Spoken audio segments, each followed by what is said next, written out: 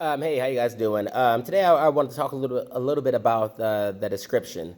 The description.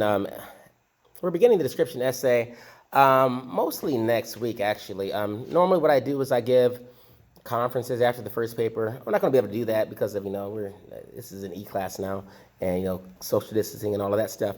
But essentially what I'm going to do is I'm going to write you guys a little bit this week, and you'll probably get it by Sunday or Monday of next week. But each of your papers I'll write a little bit about that give you some suggestions for revision, kind of give you maybe my estimated, probably around where the grade would be had I actually graded it like, for a grade.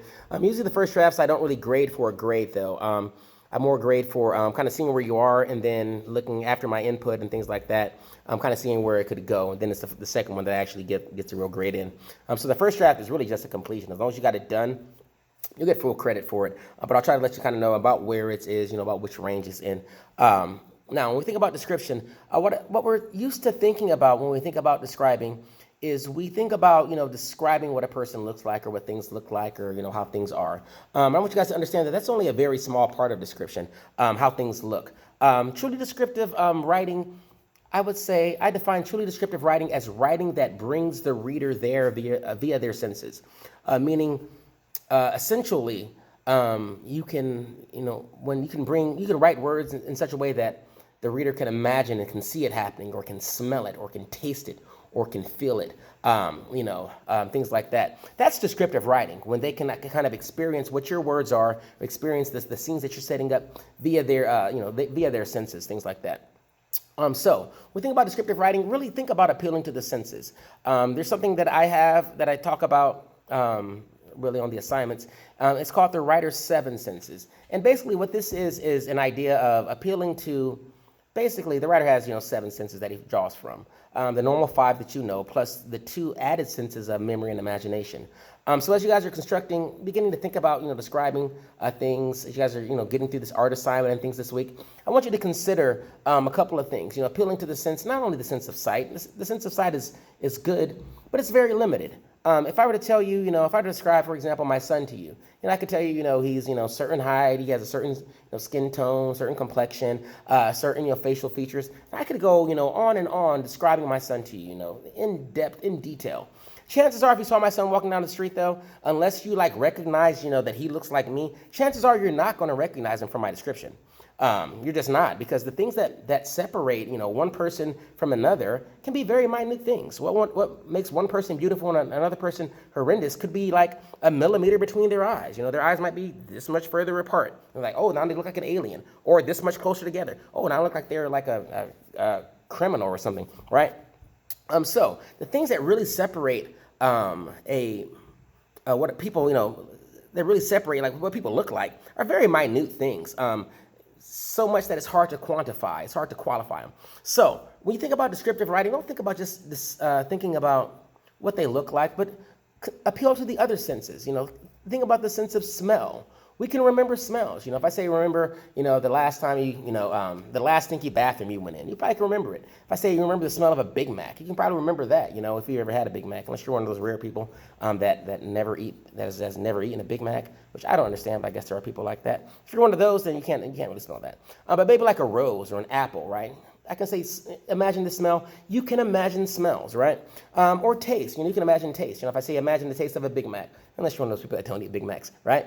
But I can say imagine the taste of a strawberry shake, or imagine the taste of a strawberry, or imagine the taste of a, cauliflower, bile, your throw up. You can imagine all these, nasty tastes. So I say, some of the older students might, remember the taste of castor oil.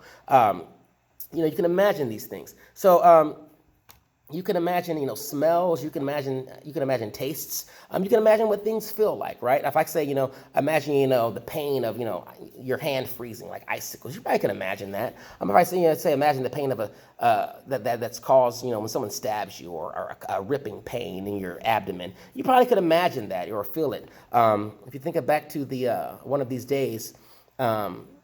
During one of the scenes when he's pulling the tooth out, the mayor feels an icy void in his kidneys as his tooth is coming out. And one can imagine those things. So when we think about writing, descriptive writing, think about appealing to all of those senses. Taste, it's not just sight, but taste, touch, sound, smell. And the last two senses are memory and imagination. So on the art assignment, when it says, sit and take it in with all seven of your senses, that's the five senses that you know, and also memory and imagination, which aren't actually senses, but the writer draws from these things as well. Writers draw from memory. We draw from national memory, we probably can, even if you weren't there, you probably remember 9/11 because you know what it was like. If you weren't there, you probably remember like the Old West, how the Old West was, all the dirt. You could kill, or fight or get killed as long as, it was like fair and square, a fair fight, a fair gunfight. And if you killed the guy, you won. And if you were slow, you lost. You know how that was, right? You remember those days. We can remember like biblical times, right? Even though we were never there, it's all the dirt, the sandals, the dust on the ground, right? No running water, robes, things like that. We know how it was. We can remember like Sparta, ancient Sparta, right? So we can remember times we've never experienced. We can remember times that have been only really in our mind because of story and were in writings from before, So, we know about these ancient times because of writing and things like that. Writing, memory is is something that writers can draw from. You can make people remember things that they've never experienced before. You can take people back into time, back into different eras. You guys may have seen, Stranger Things, for example. That takes place in like the early 80s or whatever, or the 80s, all right? So, the idea that there's no cell phones and all these things, we just accept that and understand it. Even if you weren't born until the late 90s, right? You might still just accept, oh yeah, they didn't really have those things back then. This is how you have to do things. You have to stop at payphones and all of that stuff. So all of these things are a part of memory. And also with the power of imagination, you can have people imagine things that they've never imagined before, right? You can have people see things in their mind's eye, right? And if you think about things like satyrs and minotaur and centaurs and all these dragons, no one's ever seen a dragon or, maybe a Komodo dragon or a lizard. But if I say imagine a dragon, you probably have an image in your mind. It might be a Dragon Ball Z dragon, with a Dragon Ball. It might be like one of the, Pete's dragons or like a Dungeons and Dragons dragon, right? But if I say imagine a dragon, you're going to get an image in your mind, even though we've never seen one.